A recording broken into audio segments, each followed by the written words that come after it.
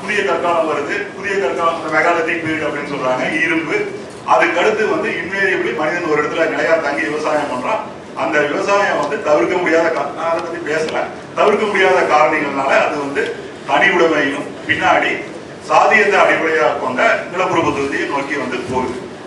மனிதனுடைய அந்த தீராத பேராசை வந்து மேலும் மேலும் நிலங்கள், மேலும் மேலும் இயற்கை வளங்கள், மேலும் மேலும் வந்து அடிமைகள், உழைப்பதற்கான மக்கள், ஒரு வீடு, வீட்டுக்கு அடுத்து மாளிகை, அப்புறம் அரண் சூழ்ந்த அரண்மனை. இப்படி மனுஷன் வந்து இந்த ஆற்றங்கரை பகுதிகளில் தங்கி நிலையுள்ள மனிதன் வந்து மலைகளை நோக்கி ஒரு ஒரு ஃபீவரிஷா, ஒரு ஜுல வேகத்துல, ஒரு வெறி பிடிச்ச வேகத்துல வந்து அவன் தொடர்ந்து போயிட்டே இருந்தான். இது வந்து மலைகளோட அடிவானம் வரைக்கும் வந்து நின்றுச்சு. இப்ப நீங்க வந்து கோவை பகுதியிலையும் நீலகிரி பகுதியிலையும் வந்து பாத்தீங்கன்னா பெரும்பாலான கோயில்கள் வந்து மலைகளை ஒட்டியே இருக்கும். மலையில இருந்து ஒரு 3-4 கிலோமீட்டர் வரைக்கும். பேரூர், காரமடை, மலைக்கு அந்த பக்கம் பாத்தீங்கன்னா வள்ளியூர்காவு, இந்த மாதிரியான கோயில்கள் வந்து மலை ஒட்டியே இருக்கும். அது வரைக்கும் இந்த நாகரிகம் வந்து அதோட நின்றுச்சு. அதுக்கு மேல வந்து போகவே கிடையாது. என்ன காரணம்னா இயற்கை சூழல்கள். அதுக்கு மேல போகிறதுக்கு வந்து வேற விதமான கருவிகள் தேவைப்பட்டுச்சு. வேற படுமோசமான பருவநிலைகள் இருந்தது, அதுக்கான கருவிகள். இப்படி பல்வேறு காரணங்கள்னால இந்த சோக்கால் இந்த நாகரிகம் வந்து மலை அடிவாரங்களோட வந்து நின்றுச்சு. ஆனா இன்னைக்கும் ஒரு 2000 வருஷத்துக்கு முன்னாடி, இல்லாட்டி 10,000 வருஷத்துக்கு முன்னாடி, அல்லது வந்து பேலியோலித்திக் ஏஜ்ல இருந்ததை போன்ற இயற்கை அமைப்புகளை கொஞ்சம் கொஞ்சம் மிச்சம் மீதி வச்சுட்டு இருக்கிற பகுதிகள் வந்து என்ன அப்படின்னு சொன்னா, எனக்கு தலைப்பு கொடுத்திருக்கிற குறிஞ்சி பகுதிகள், மலைப்பகுதிகள் தான். பெரும்பாலும் மேற்கு தொடர்ச்சி மலைகளுடைய அந்த பகுதிகள் தான். அந்த பகுதியும் பெரும்பாலும் சூறையாடப்பட்டா கூட இன்னைக்கும் கொஞ்சம் கொஞ்சம் அதுல வந்து மீதி இருக்கு. ஏன் மீதி இருக்கு அப்படின்னு சொன்னா, மறுக்கவே முடியாத ஒரு காரணம் என்னன்னா, அந்த மலையில வாழ்ந்த மக்கள், நம்ம ஒண்ணு சொல்லணும் என்னன்னா, மனிதன் காலடிப்படாத நிலம் அப்படின்னு சொல்லி மேற்கு தொடர்ச்சி மலைகள்ல ஒரு அங்குல நிலத்தை கூட காட்ட முடியாது. மலைகளோட அத்தனை பகுதிகளிலையும் நீங்க வந்து டால்மன்ஸ் அப்படிங்கிற பழங்குடி மக்களோட புதைகுழிகளை வந்து பார்க்கலாம். நிறைய உடச்சு தூக்கி போட்டாங்கன்னா கூட ரெக்கார்ட் பண்ணப்பட்டிருக்கு, பார்க்கலாம். சிதைந்து போன நகரங்களை வந்து பார்க்கலாம். குகை ஓவியங்களை வந்து பார்க்கலாம். இன்னைக்கு வந்து கருக்கியூர் அப்படிங்கிற இடத்துல குகை ஓவியம் மிகப்பெரிய ஒரு பிராடான ஒரு கேன்வாஸ்ல அந்த காலத்துல வந்த மக்களுடைய வாழ்க்கையை காட்டக்கூடிய ஒரு குகை ஓவியம் வந்து இருக்கு.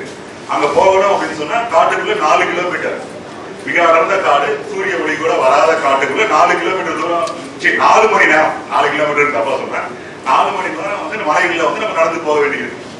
அந்த மாதிரி எல்லா இடத்துலையும் மக்கள் வாழ்ந்ததுக்கான அடையாளங்களை வந்து நம்ம பார்க்க முடியும். எல்லா இடத்துலையும் வந்து அப்படியே பொக்கிஷங்களா இருக்கிற விஷயங்களை வந்து நம்ம வந்து பார்க்க முடியும். இன்னும் தொடர்ந்து கண்டுபிடிச்சிட்டே இருக்கிறாங்க. காடுகள் அங்க வந்து இந்த காடு இயற்கை அமைப்பு அப்படிங்கிற இந்த காடு அப்படிங்கிறத பத்தி நம்ம கொஞ்சம் சொல்லணும். காடு அப்படின்னா நமக்கு இருக்கிற ஒரு பார்வை என்ன அப்படின்னா, ஒரே மரமா இருக்கும். அந்த பகுதிகள் முழுக்க ஒரே மரமா இருக்கும். இது சூரிய ஒளி கூட வந்து போதாது. இதான் வந்து காடு, இதை நம்ம பாதுகாக்கணும் அப்படின்னு சொல்றோம். ஆனா வந்து நீலகிரி மலைகளோட இயற்கை அமைப்புல, மேற்கு தொடர்ச்சி மலைகளோட இயற்கை அமைப்புல காடுங்கிறது அது கிடையாது. மலை உச்சிகள்ல இருக்கிற புல்வெளிகள், கீழே இருக்கிற மேய்ச்சல் நிலங்கள், அந்த சரிவுகள்ல வந்து அடர்ந்து இருக்கிற காடுகள். இதுதான் வந்து மேற்கு தொடர்ச்சி மலைகளை பொறுத்த வரைக்கும் சோலைக்காடு அப்படின்னு சொல்ற ஒரு இது கொஞ்சம் கொஞ்சம் மிஞ்சி இருக்கிறதுக்கும் இந்த காடுகள் மிஞ்சி இருக்கிறதுக்கும் என்ன காரணம் அப்படின்னு சொன்னா, அங்க வாழ்ந்த மக்கள், அந்த மக்களுக்கும் அந்த காடுகளுக்கும் இருந்த அந்த ஒரு ஆன்மீகமான பிணைப்பு, இந்த காடுகளால அவங்க கொண்டிருந்த அவங்களுடைய வாழ்க்கை முறை. மிக அடிப்படையானது என்னன்னா, பெண்ணார் ரீஜன்ல வந்து ஏன் அந்த அந்த ரொம்ப என்ன சொல்றது, அந்த பிராஜெக்ட் ரொம்ப இனிமையான இயற்கையான அந்த புல் வளர்ந்து அதுல வந்து தண்ணி பட்டு எதிரொலிச்சுட்டு இருக்கிற அந்த நிலப்பரப்பு ஏன் அழிச்சுது அப்படின்னு சொன்னா, அது அடுத்த கட்டத்துல வந்த மனிதன் வந்து அதை வேற பயன்பாட்டுக்கு வந்து கொண்டு வந்துட்டான்.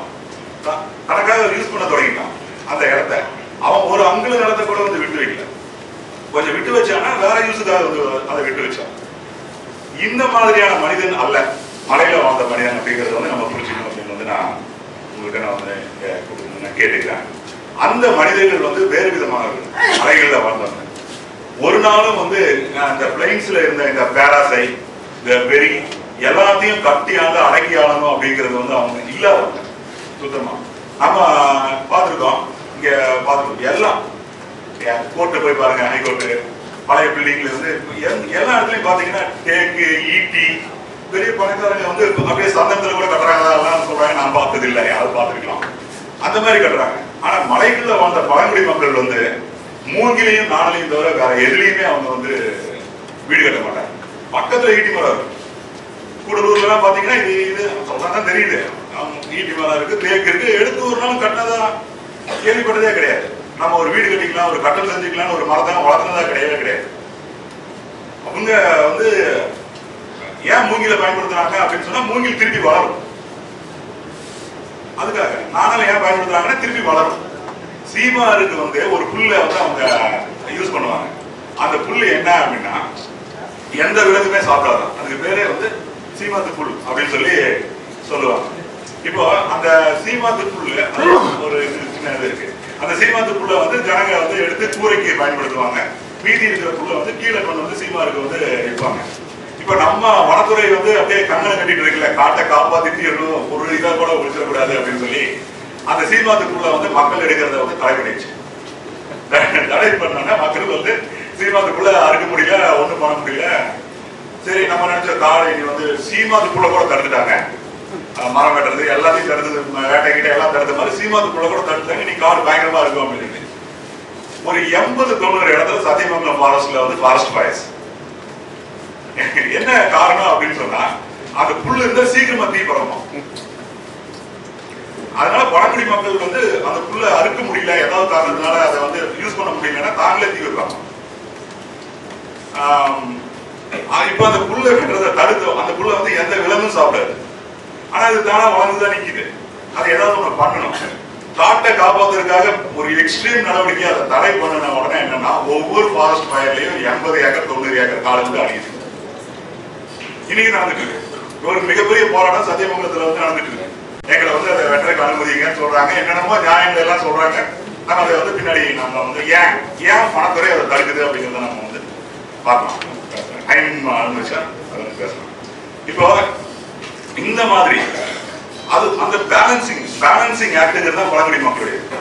அவன் வந்து உன்னை வெட்டுறான் அப்படின்னு சொன்னா ஒரு காரணத்துடைய ஒரு 2000 3000 4000 வருஷம் அனுபவத்திலிருந்து அது வந்து வருது. மூங்கில ஏன் வெட்டுறான்னா அது திருப்பி வளரும். ஒரு மூங்கில வந்து வெட்டணும். 40 வருஷம் வந்து ஒரு மூங்கில வந்து வளர்ந்த மூங்கில வந்து வெட்டல அப்படின்னா குருத்துகள் வராது. என்டையர் மூங்கில் புதிரும் வந்து காஞ்சி போயிடும்.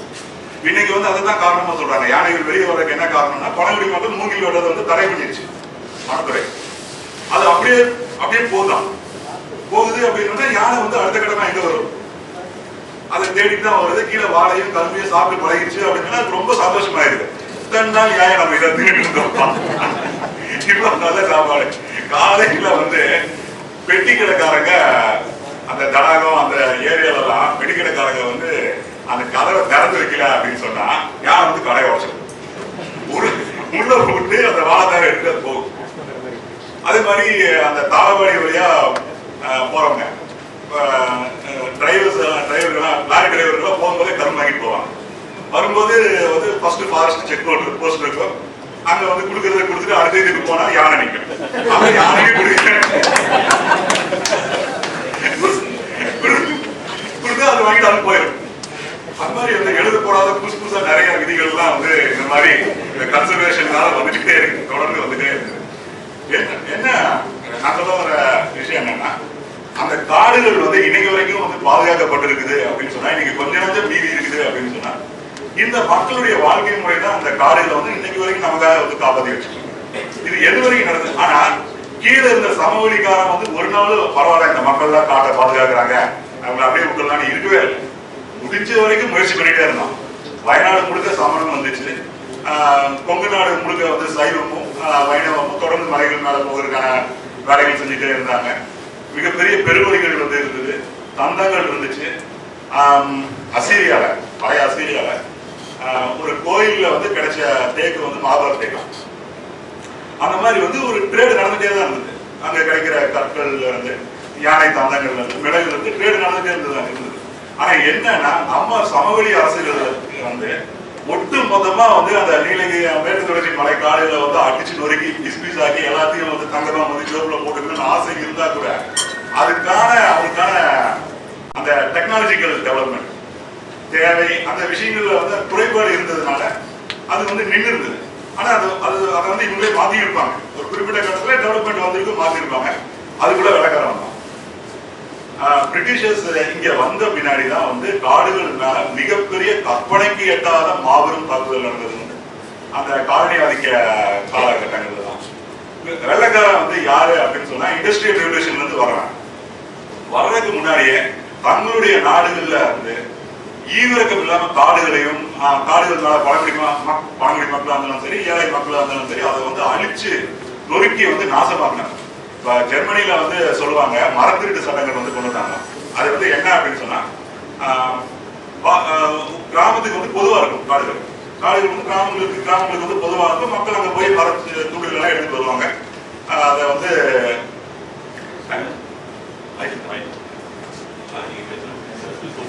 ஓகே நான் சீக்கிரம் முடிச்சேன். அப்போ பிரிட்டிஷ்காரங்க இன்னொரு 2 or 3 minutesல நான் வந்து முடிச்சுக்கிறேன். இப்போ அந்த பிரிட்டிஷ்காரங்க தான் வந்து மலைகள் முழுக்க வந்து இயற்கையா அந்த காடுகளுடைய இயற்கை சமநிலையை அழிச்சு தேக்கு, ரப்பரு, தேயிலை போட்டு சர்வநாசம் பண்ணாங்க. மீதி இருக்கிற இடத்த வந்து ரிசர்வ் ஃபாரஸ்டா ஒதுக்கி வச்சாங்க. ரிசர்வ் ஃபாரஸ்ட்னா என்னன்னா ஏகாதிபத்தியத்துடைய தேவைகளுக்காக ஒதுக்கப்பட்ட பகுதிகள். ரிசர்வ் ஃபாரஸ்ட்ல இருக்கிற மக்களை வந்து ஈரக்கம் இல்லாம வந்து வெளியே தூக்கி போட்டான்.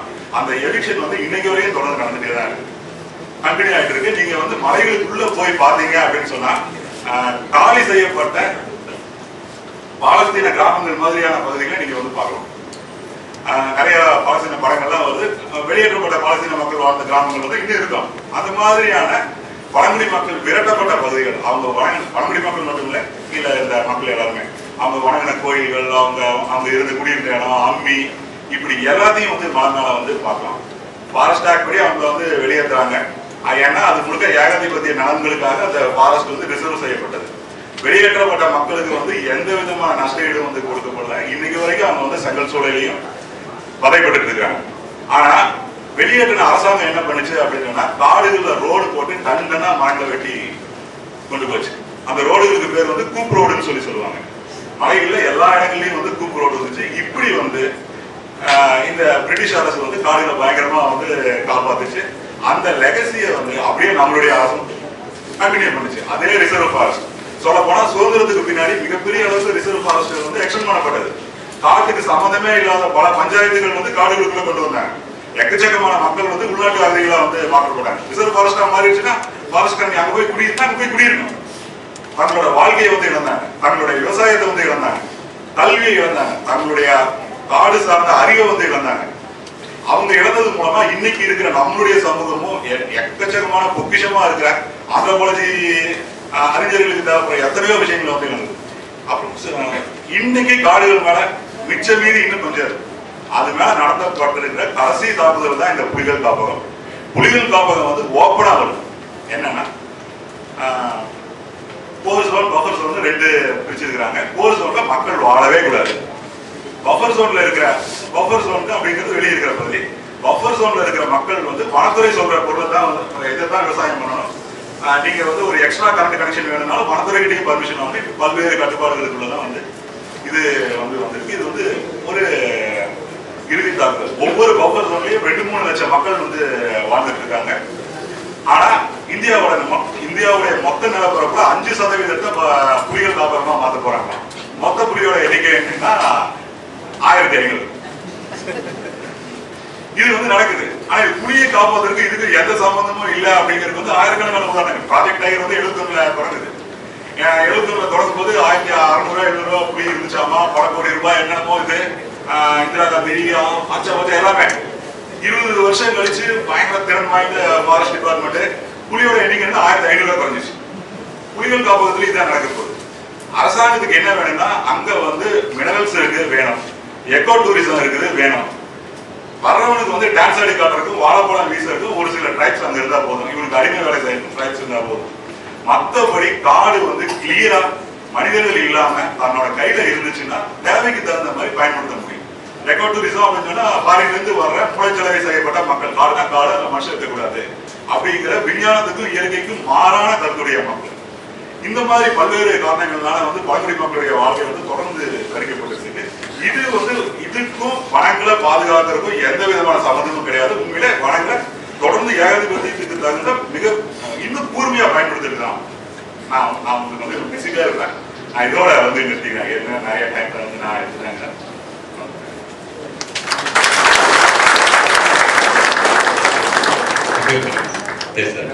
சீனிவாசன் இவர் இருவருடைய